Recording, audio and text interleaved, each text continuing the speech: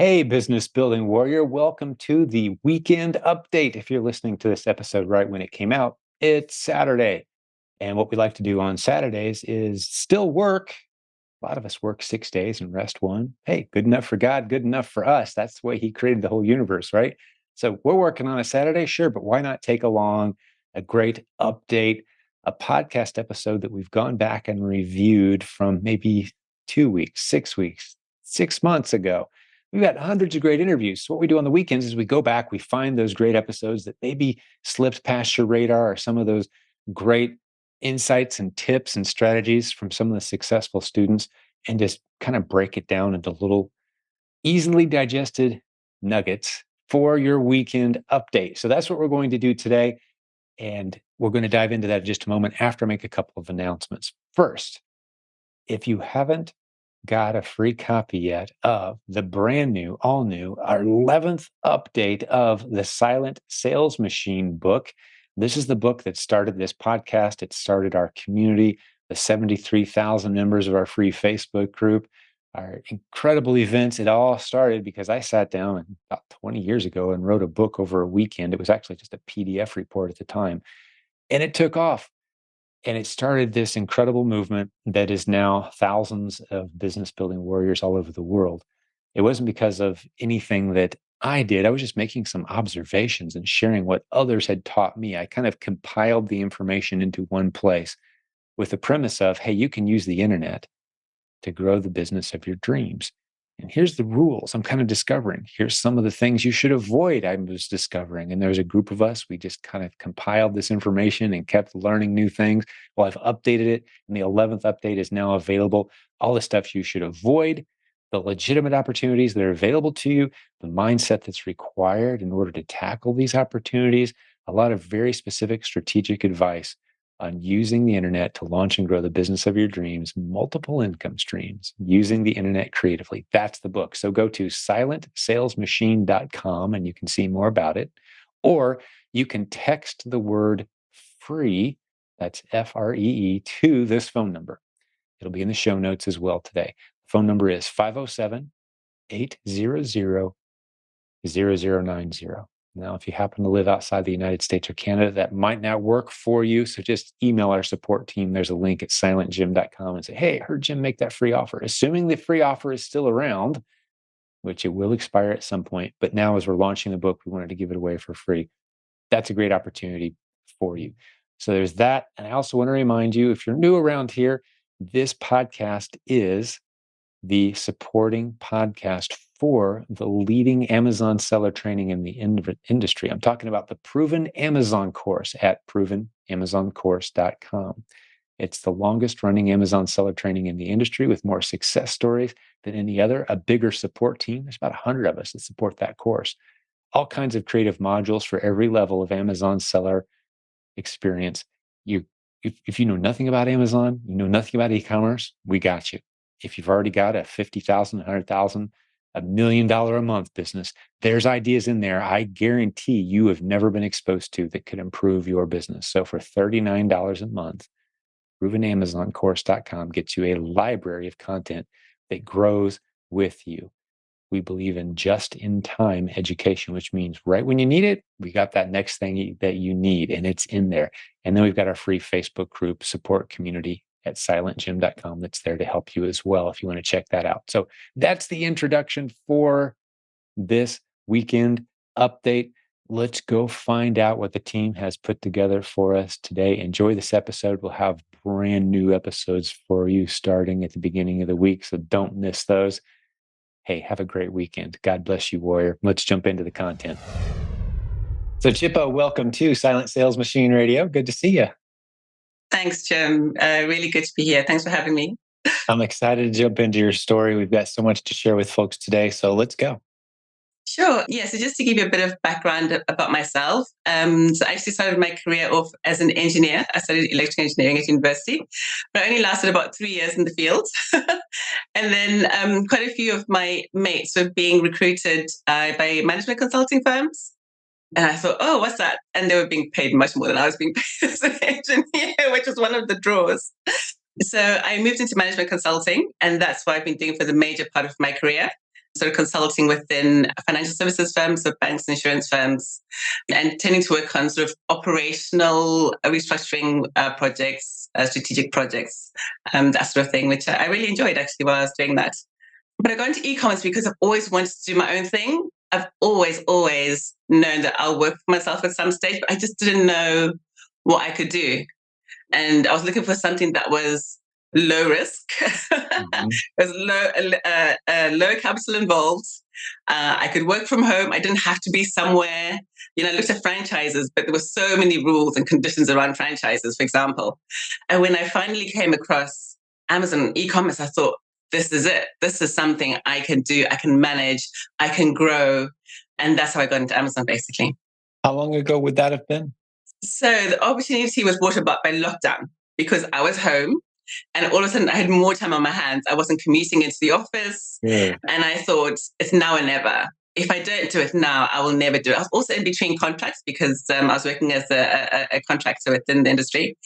And that's when I just dived in. So for about a month, all I did was watch YouTube videos and podcasts, and I just totally immersed myself into e-commerce. So yes, this was in 2020.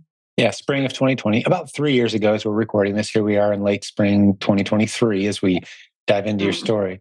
All right, well, great. We'll keep the story going. Okay, so I guess being in lockdown, I was really fortunate that the business just took off immediately. It took me completely by surprise. I thought, this is too easy. But as I said, I'd kind of watched podcasts, I'd watched free Amazon courses, I'd made copious notes. I basically just followed the plan to a T. And it took off. But obviously, I wasn't in a position to leave my job just yet. So I hung on to my job for another year.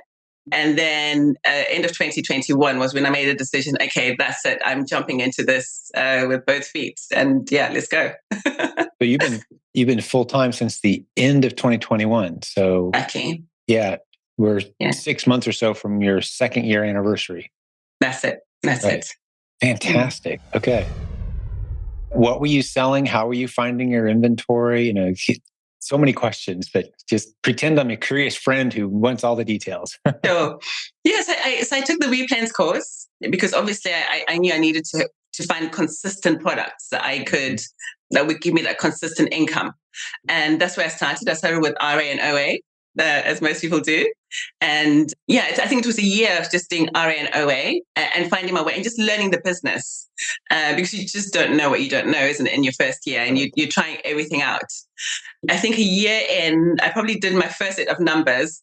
I realized I actually don't have a clue what I'm doing. I thought I knew what I'd do, but my numbers were telling a completely different story. So I'll probably say around the time I decided to take the business seriously, I kind of changed tack.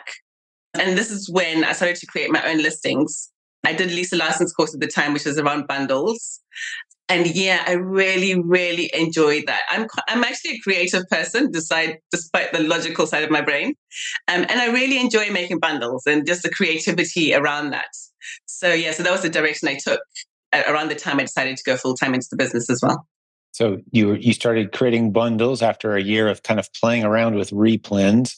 And for those who don't know what replens are, I'm not going to dive into it right now, but that is the base level Amazon selling strategy that we teach to 99% of all new students who come to us in the Proven Amazon course community. This is the podcast of the Proven Amazon course. There'll be a link in the show notes to that. And that's where we start. No matter where you live in the world, we start you off with replens. So that's where you started, Chippo. You got some momentum. You weren't tracking your numbers, but you were validating the process. You were surprised at how fast things ramped up. And then you got into bundles, which is another of the modules inside the Proven Amazon course. Lisa and Jenny put together one. We've got a newer one now that's in the mix. But all right, so how'd bundles go? You said you used your creative brain to put some of these bundles together. Talk me through that a little bit. I just really enjoy, the creative process of putting things together.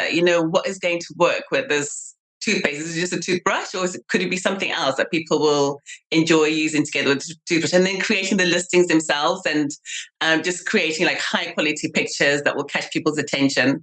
Because I do believe that people buy the pictures amongst other things.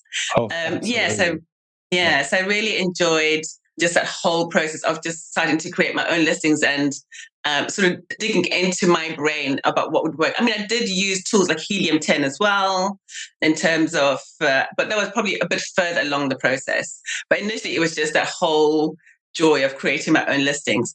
So I found that I did quite well with it, but I also had people jumping on my listings. Right.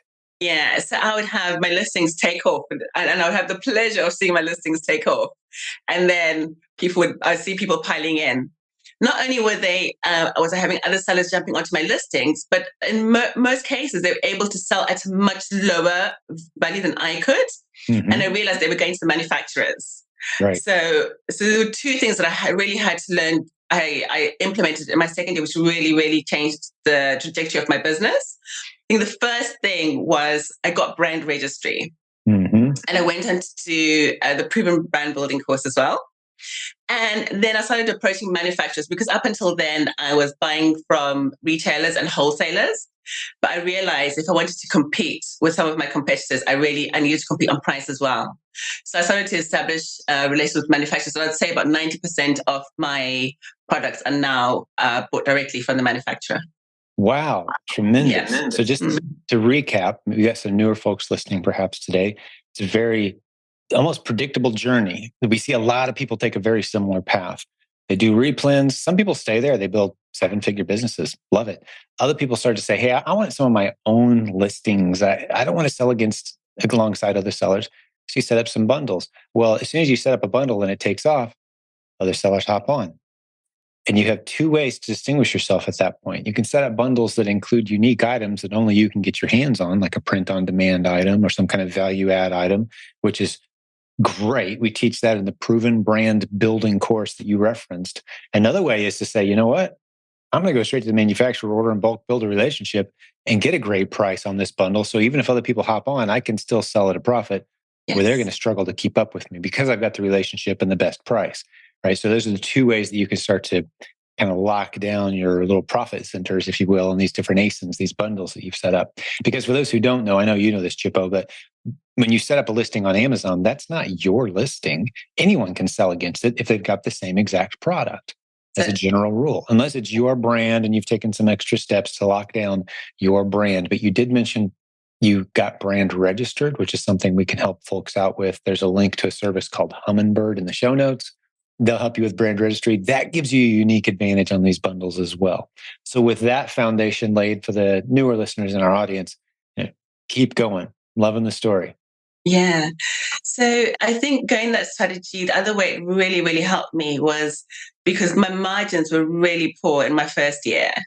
And I realized if I'm going to make this work, I need to be more profitable. We work really hard as Amazon sellers. I mean, I think in my first year, I was putting sort of 14 and 16-hour days in. And it was really deflating to get to the end of the year and find out I'd made a loss. And I thought, I'm not doing this. I'm not going to work this hard to make another loss. You have to know your numbers. Yes, vital. Yeah. So my second year, so there were so many things that I changed. As I said, the brand building, the manufacturers, knowing my numbers, and just making sure that I had decent margins on all my products. Mm-hmm. And just to interject a thought there, when you said, the first year you broke even, or maybe even lost a little money. And sometimes we would look at it and go, oh gosh, that's bad. Oh, that's sad. That's terrible. No, realistically, it takes a significant amount of time to build a profitable, successful business. The people with the flashy YouTube videos and sales letters sometimes represent as like, no, you can put money in the bank now, a lot of money now. No, those aren't real businesses that have sustainability. If you're building a real business, there's going to be some lessons. There's going to be some first-time expenses. There's a learning curve. But the beautiful part about the replens business is you're putting money in the bank while you're learning. You're not digging this big hole that you hope to fill in later. You're taking little small steps and experiments and learning the lessons that we know are vital for your long-term success. So that first year is kind of like laying the foundation for a house that you plan to sell someday. But right now you're building the foundation. It's expensive. You're digging a hole. You're creating new territory. All you're doing is pouring money into this thing. The rewards come later. So I look at it as a foundational experience almost that first year. And that that's not that unusual. We do have people who put money in the bank profits very rapidly, but sometimes we have people that just as much learn and pour money into this before they start to see the reward. In some cases, like your experience, a year later. But you contrast this with like a franchise, which you'd considered. I mean, your best bet there is 4, 5, 6 years in before you see a penny. You're just pouring money into this thing, hoping it works out. Tens of thousands, if not more. Here it's a few hundred there, and you're seeing the evidence that it works as you go. So I just wanted to contrast that for a moment. Congratulate you on a first year of learning. Even though you didn't make a lot of money, you learned so much, and now you've got a beautiful foundation to build on. And what a joy, Jim, to discover this community of such helpful people.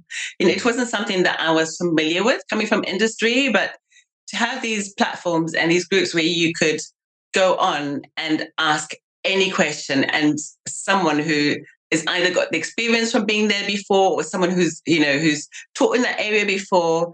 I just found people in our community to be so generous with their knowledge and their time. And it's amazing that you can just, if you have a question, you can even go into the search. You don't even have to type the question. You can just go into the search engine for that particular group, type your issue, and the number of posts will come up and your answer is right there. Yeah. So, that you can't put a value on that. It's priceless. And it's free. Of course, Chippo's talked about our free Facebook group. There's a link at silentjimdotcom. We're coming up on 73,000 members, whole bunch of people way smarter than us, hanging out there all day, every day, answering questions. And it's been built around this culture of abundance as opposed to scarcity. Yes. We see success as something that anybody can have as much of as they'd like. And to the degree that you succeed, that's not competition. That's more potential success for me because I'm going to learn from that. You're going to inspire me. You're going to teach me things I don't know. We want more successful Amazon sellers in our community because we know we all grow and benefit from that. It's a huge growing opportunity. There's not enough sellers keeping up with all the great opportunities out there. So we don't see each other as competitors. And as you described so well, Chippo, suddenly you find yourself in a room full of people who are rooting for your success and answering your questions with accuracy and care, helping you on your journey. Great friends and partners forming constantly. Yeah, I'm very proud of the community. Thanks for bringing that up. It's quite an accomplishment in e-marketing and e-commerce to see something like that. And we're honored to be a part of it. Thank you. Well, let's talk about your bundles a little bit. I want to revisit, maybe just give us a specific example. Some people may be saying, bundle, what is that if they're brand new? And you mentioned a little bit like, toothpaste, toothbrush, bundle. It's more than one item. They complement each other.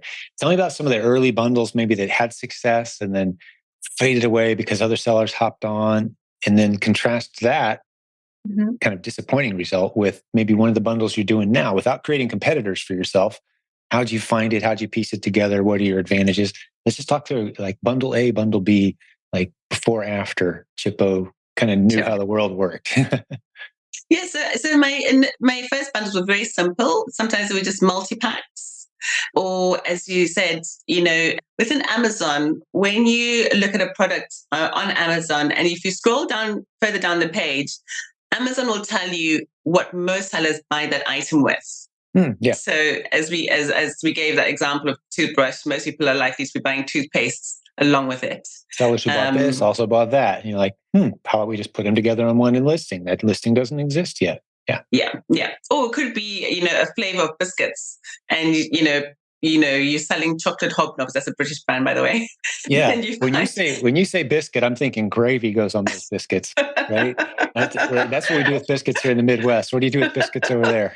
So this is the language thing, actually, because biscuits for us are a sweet item. Right. It's like a cookie. What you would call a cookie is what we'd call biscuits. That's so great. No, see, to me, if you're going to have biscuits, you can, after 10 a.m., nobody eats biscuits. Unless it's maybe a side for a bread, just a bread on the side of a meal later. But we put gravy here in the Midwest, sausage gravy on biscuits in the morning. That's what we do with biscuits here. Yeah, so I think what you're referring to as biscuits, I'm referring to as cookies. Right, exactly.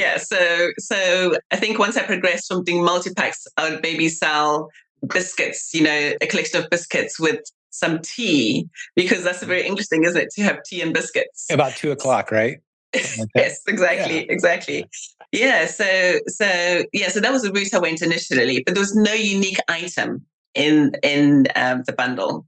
So obviously, when I realized I need to add something unique to the item, so for example, for my tea and biscuit bundles, what I did was I went and bought a generic tong. So it's a very, very small, I guess quite sophisticated little tea tong that you'd use to fish your tea bag out of the teacup. We call that a spoon here in America. I don't know what you're talking about. So it's actually a miniature pair of tongs, very, very small, Right, sure. probably about 10 centimeters long. And I added that, and I basically just put my own sticker on it. So my shop sticker, and that was the unique item that went into the bundle. So nobody could replicate that. Fantastic. I love it. And when you say unique item, it's something that other people are going to have a hard time getting their hands on that adds value to the bundle. Now, by the letter of the law for Amazon, it should be the most or match the most valuable item in the bundle, ideally. Or you could lose that bundle eventually, or someone could protest it or sell against it, etc. But that's a great example. And you're doing this in the UK.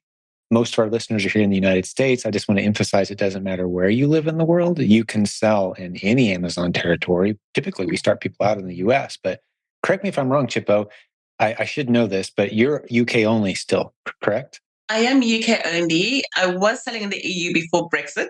That's a whole nother discussion. That was a big mess, So at the moment, I'm back to selling only in the UK, but I am looking to spread my wings by the end of the year.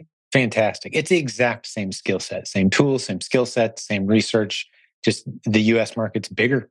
It's a bigger catalog of potential ASINs you can sell against and more customers. So if you can do it in the UK, absolutely. So Canada, UK, and the US are the three markets where we say, hey, you could start off at home. If you're not in one of those three areas, start in the US. But set up a US-based entity. We can help you with that. Hummingbird is the service I mentioned earlier. They can help you with that. A link in the show notes. But yeah, so brilliant. I love that. That's an example of one. Now, did that biscuit and tea, which sounds so weird for me to say, but did that biscuit and tea bundle last for you with your tongs, or did it? So that biscuit and tea bundle lasted for a while until the point when I don't know if you in the UK the government introduced something called high fat, salt, and sugar. Of course they did. Which meant that we were not allowed to advertise. Oh, this kills me. Yes, yeah. So this is the fun I always talk about Amazon. It's a roller coaster, and you have to ride the wave. And part of being successful in Amazon is just learning to stick to it. And yes. There's things here in the United States. There's things you can sell anywhere you want, as much as you want. Yeah. But in California, it's 1 ounce too heavy. There's laws against that here, buddy. You're like, what? Like, yeah. So you can list it on Amazon, but no one in California can buy it. There's some crazy stuff. But welcome to the world of being an entrepreneur. I mean, that really is what it's like. It's navigating this jungle of red tape, most of which is coming from your own government. You're like, hey, I'm trying to make money and pay you taxes. Will you leave me alone? Like, no, there's too many cookies in that package. You can't sell that. Yeah. So I had quite a few, I was selling quite a few grocery bundles. And in the lead up to, so I kind of launched these bundles in the lead up to Q4 because I knew they would take off at Christmas. And sure enough, Q3, the bundles are doing really well. Amazon will send us 200, send us 300, send us 500 units. Awesome. And then they hit us with basically we're not allowed to advertise our bundles using PPC. But the funny thing was it was not an even playing field because some people were allowed to advertise. Mm-hmm. So all of a sudden you've got someone who's selling the same brand as you are and they're allowed to advertise. So you basically slip down to page 10 and they're still on the front page. So my sales just went through the floor. I ended up with a lot of expired products. And that was it for me for grocery. I'm no longer doing grocery. You've moved out of grocery. Yeah. Well, moved out of grocery. A lot of people do kind of mature out of grocery. You've got expiration dates and other issues. Cookies get smashed in delivery and the customer complaints. And, so it's just so much easier to move away from these things that can be dropped from 6 feet and they could sit on a shelf for a year and be fine. And, you start to get into this stuff that makes a little more sense to send in bulk. So that is a transition, although that leaves a whole lot of opportunity for people to, you talked about cookies. I got to imagine some people were thinking, biscuits, cookies, like, don't those get kind of crushed up and crumbled? Well, you can get around some of that stuff and you can pick the ones that are least likely to be smashed and crumble, or people do really well with it. I have friends who are doing very well in grocery, and I just say kudos to you. Yeah, go Well for done, it. keep going. It's a But they're specialty doing skill set. fantastic, especially as you're saying, because it creates an opportunity for people who are willing to to stick through it. So there's people who stuck to their confectionery and are doing very, very well. Yeah, absolutely. And even some of the, here in the US, and I'm not sure what it's like in the UK, but some of the opportunities that exist on the short shelf life, like baked goods, huge opportunity. You don't send them in FBA. If you're willing to do some of the shipping yourself, though, and merchant fulfill, ship them as they sell out of your own house, huge opportunities there. Yeah. So there's opportunity in literally every category. And I would argue that some of the lowest hanging fruit, that's a good word image for the grocery category, foods, there's just so much there. But Yes. like you said, you identified some of the biggest headaches and challenges you run into are also at scale in that category. So you see most people who are doing like, the $50,000 a month businesses, very few of them are focused in. There's some exceptions, but very few of them are focused in on grocery. Yeah. Kind of scale out of it, I guess. Yeah. So my niche is actually gardening. I love gardening. So That's awesome. So that's yeah, probably helped you a little bit. You enjoy playing with some of the new toys you're finding. Yeah. So, so I started off creating bundles for gardeners, and it was also I found gardening bundles also sold very well during lockdown because everyone was home, and people could give their gardens attention. Makes sense. So it's a category that I got into very early, and being a passionate gardener myself, I really enjoyed it. So, and it's something that I've really kind of niched down into now. So initially, I was creating bundles. So, for example, maybe gardening apron, gardening gloves, sort of trowel, fork, the little mini ones, and they come in beautiful floral, all sorts of beautiful floral designs as well. But yes, I've just branched into all the different aspects, not just the tools, but fertilizers, potting mixes, the works. That's fantastic. And have you moved away from replens and primarily you're all into bundles now? Is that most of your business? So I see replens as being a foundation because my bundles are replens. so Right. the learning is still the same, even though, even though I'm not, doing retail and online arbitrage, the foundation of my business is replens because I'm replanning the same things over and over again. So the learning still applies. It's just replens the different flavors. So so I do.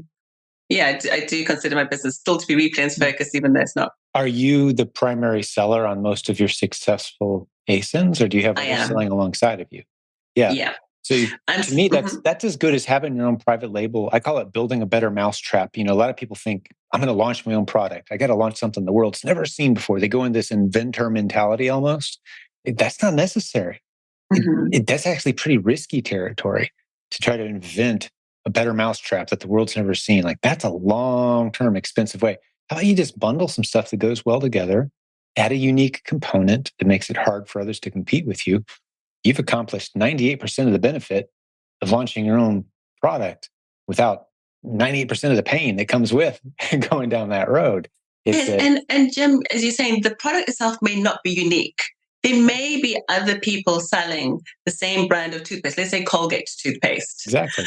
But what I've realized with Amazon is when you are consistent with your product, when you're constantly in stock, when you have repeat sellers coming along, I'm now finding that a lot of my bundles are ending up with Amazon choice badges.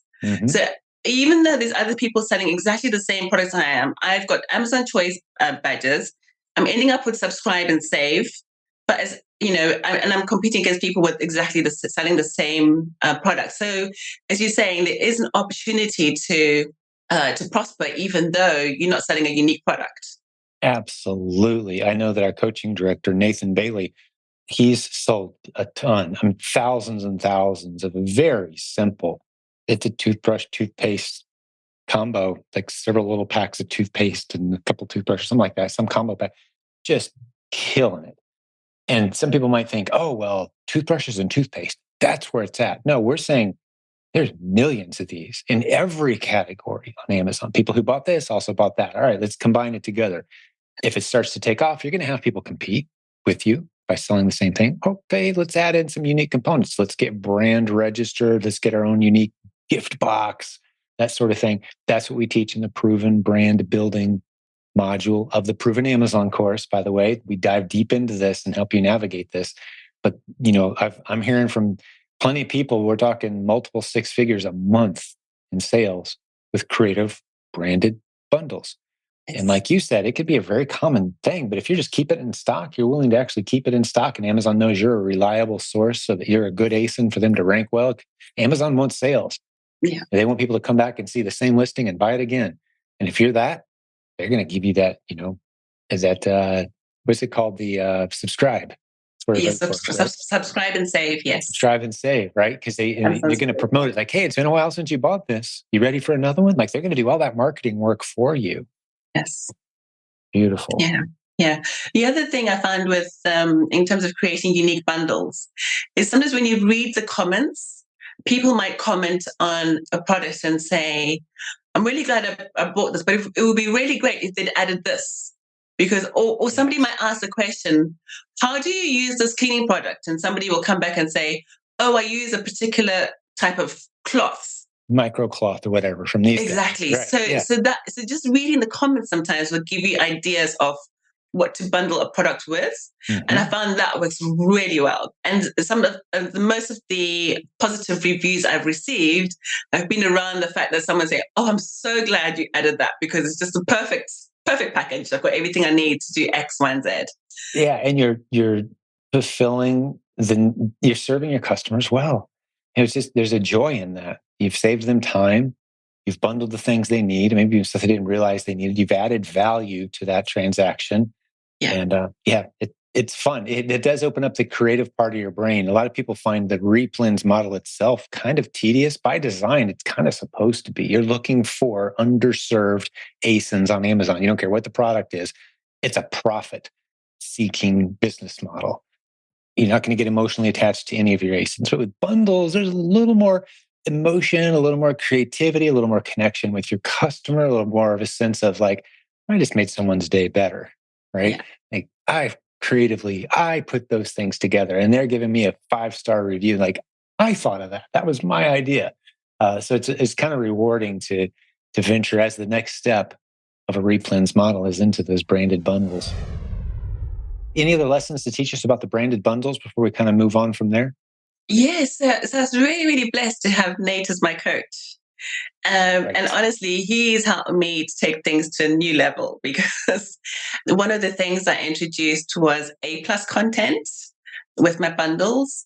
And it was quite easy to do because sometimes I'm selling a number of very similar bundles within the same niche. So it's possible to create A+ content. And these are the types of things that draw sellers in because A+ content provides a little bit more information than just the product description and the bullet points. So it just allows you to add more pictures. Another thing that he's helped me with is he encouraged me to do was to start adding videos to my listings, which I wasn't doing before. Video demonstration. Do you do those yourself? Yes, I do. That's fantastic. Very simple ones, but they seem to work because I've had positive comments on those as well. And so working with Nate has been really, really helpful. Fantastic. For those who don't know, she's talking about Nathan Bailey. He's been with me for coming up on 20 years now as my coaching director. We've worked together and coached. We're coming up on, it's way over 7,500, probably closer to 10,000. We haven't done the math, but students in 20 years. It's pretty incredible. On that note, welcome aboard. You're coming on as a coach, correct? I am. Fantastic. Talk us through that decision and journey a little bit. And you and I spoke, previously several days ago about this, but unpack that journey a little bit. Talk about it. So to be honest, it's something that I'm really excited to do my parents are both teachers. I come from a big teaching family, so I love teaching. And then I think having worked as a management consultant for the last few years, I'm so used to walking into someone's business and sort of, sitting down with them to say, what are the issues that you're facing? What can we do to solve these? I love doing that. So creating processes. You got that engineer's brain. You're striking me the more I'm getting to know you as one of those gifted people that's like both enjoys the creative, artistic, and you can think in the number structure system. yes. Like that's a potent combo for an entrepreneur. Not many of us get that, kind of mixed gift set. We kind of drift heavy into one or the other. And you can be an entrepreneur on either side, but there's almost an unfair advantage when you can be creative and math at the same time. It's like, wow, that's a gift. Yeah, when I start talking about data, I can go on and on. So I do That's where I'm data. more comfortable. I love my numbers. Yeah, and that's my world. Give me a good spreadsheet. I can make a spreadsheet dance. But I've learned the people side, the creative side, and I've enjoyed venturing in, stretching myself into that area as well over the years.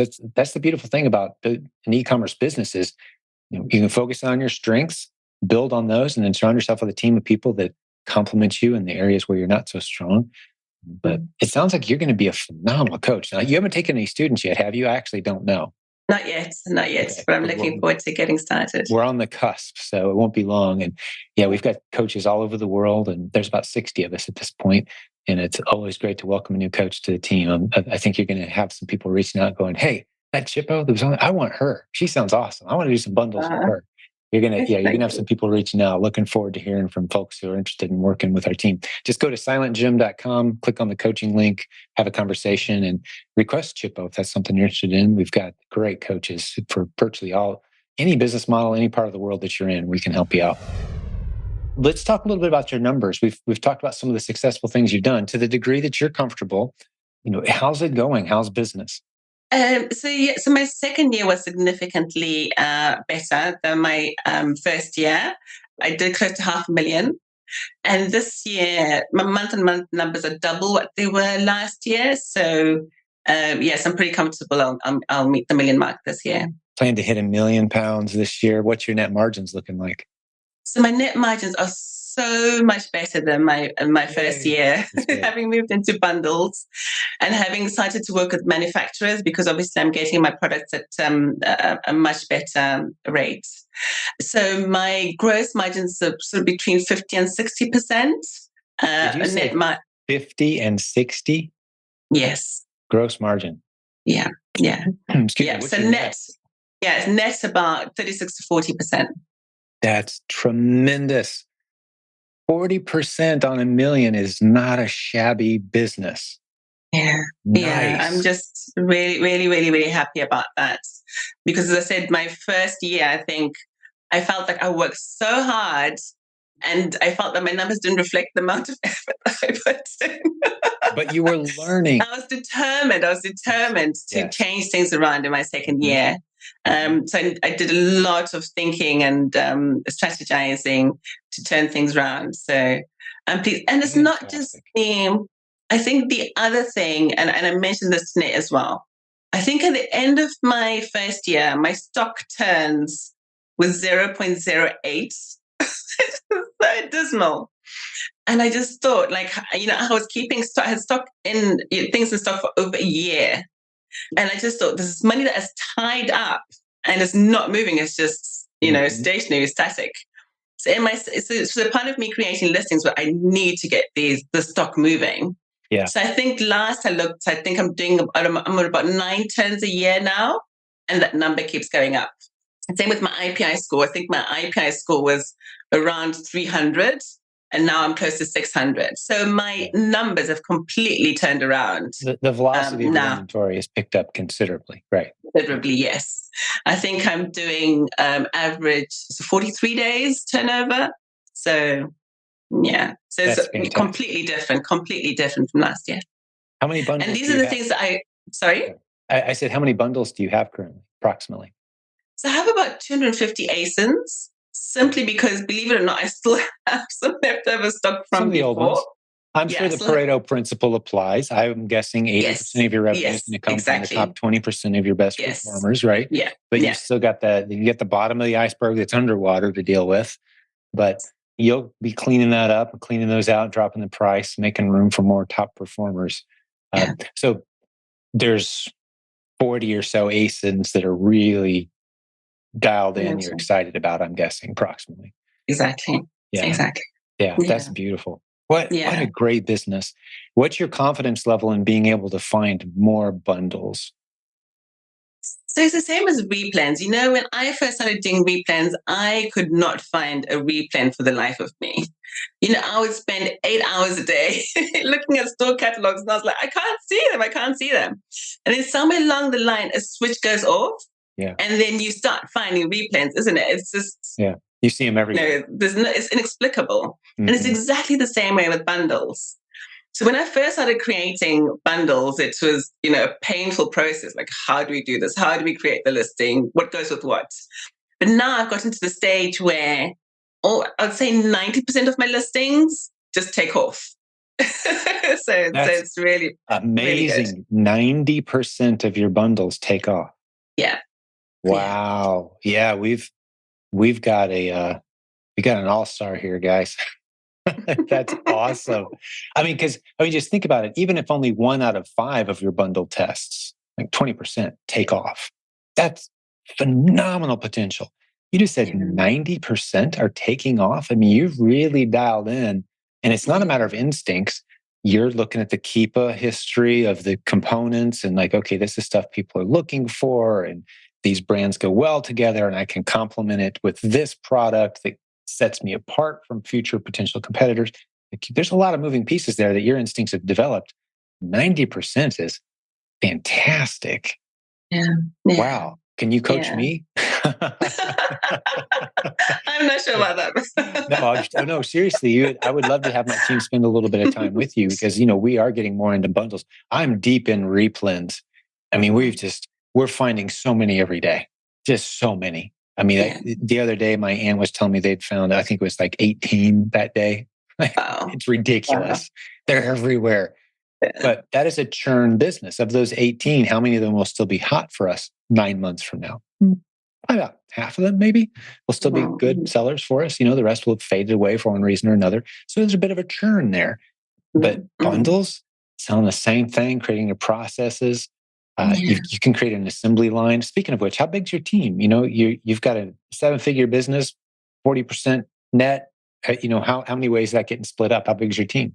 So I have a team of one financial and admin VA. Mm-hmm. And then I have another VA who does all my listing creation. So the videos, the A+ content. But I've outsourced all of my prep. So that's taken care of. So it's really the admin that I'm running. So was your net number you gave us earlier, is that a true net, like after they're all paid? Or is some of that money paying the team? So the 36% is before the team. Before the team. So of that approximate 400 or so that you're going to earn this year, you're paying virtual assistants. Yes. 2 of them. What's their hourly rate approximately? About $6 an hour. $6 an hour. Mm-hmm. Yeah, are they in the Philippines? Yes. Yeah, that is a fantastic income. You have to multiply that number by 4 to get the equivalent of the hourly, approximately between 4 to 6, depending on, how they spend their money kind of thing. But that's a great hourly income in the Philippines. Some people maybe think, wow, $6 an hour, that's just not that much, £6 an hour.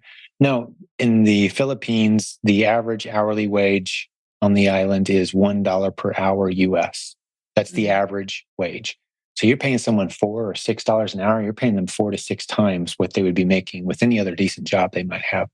So that's not a lot of money to build a really great team that's managing your business. You've really got this dialed in. Well done, Chippo. Love your story. Well, what else do you have on your mind today? Is there anything on the list that you wanted to go over, or anything else that you wanted to hit before we start to wrap this one up? Yeah. So one of the things I'm really passionate about is systems, especially coming from a consulting background. And I found I found that a lot of the content, I was devouring a lot of content, and it tended to focus on the numbers. It's kind of like having a bucket to catch all these sales. Mm-hmm. But one of the things I realized at the end of the year was my bucket had a lot of holes in it. Oh, There wasn't as much emphasis. I don't think there needed to be on managing your losses, controlling your losses within the business. And there's so many. So if I give you an example, when I worked as a consultant, I would produce a report and get paid, or do a piece of analysis and get paid. In retail, you buy something, then you ship it to the prep center. And these are all the costs along the line. yeah. Then it gets shipped to the warehouse. And then you get paid at the end of a very long chain. And I didn't understand that chain. And I didn't understand there were losses all the way along the chain. I was just focused on getting paid. Yeah. Yes. Yeah. Every time I was just focused on getting paid by Amazon, and I wasn't managing and controlling all the losses that could happen along the chain. So one of the things that's really transformed my business is just getting visibility of everything that's happened. Like when a shipment goes in, has Amazon, checked everything in? Has something got lost, and do I need to claim for it? When a parcel is sent to a customer, has a customer received the parcel, or has it gotten lost, and do I need to claim for it? So just putting all those systems and those processes and all those procedures in place was one of the big things that I implemented at the beginning of my second year. And I started to create things like SOPs, which I could hand over to my team. They were really, really easy to train my team on because I had those processes in place. I think that's also been a big game changer for me. It's just getting that visibility of my numbers and visibility of what's happening to my inventory all along the journey.